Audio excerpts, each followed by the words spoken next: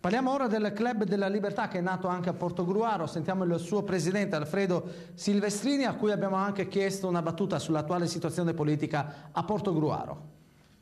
Non è più consigliere comunale a Portogruaro, però è diventato presidente del Club della Libertà. Che cos'è il Club della Libertà? Possiamo definirlo un circolo che va un po' al di fuori dei partiti, delle logiche partitistiche?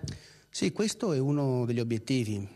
Certo sarà, o noi vorremmo che sia una fucina, un laboratorio di idee, la possibilità, un luogo fisico e anche virtuale di confrontarsi, ascoltare tutte le opinioni e poi pensare al progettare il presente pensando anche al futuro di questa città, quello che forse riteniamo sia mancato o che manchi qui a Portogruaro. Come lei diceva giustamente, anche al di fuori dei partiti. Ovviamente questo club ha delle radici ben specifiche, che sono quelle liberali democratiche e comunque diciamo dell'area del Partito del Popolo. Però voi siete un club aperto al dialogo anche. Aperto a tutte, a qualsiasi socio, iscritto, non iscritto, rappresentante delle istituzioni o meno.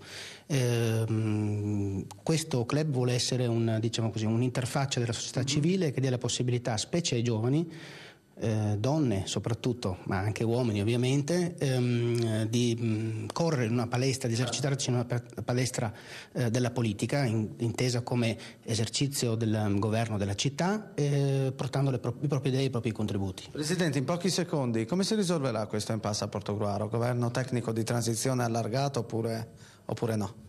Difficile fare l'oracolo in questo momento, anche perché, come lei ha detto giustamente, vengo da 5 anni di governo all'opposizione.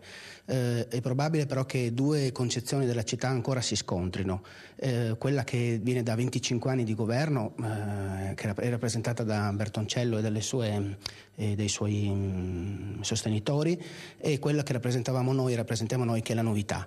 Credo che in questo momento il conservatorismo, il mantenere le posizioni vincerà o possa vincere sull'area di novità che invece abbiamo cercato di portare.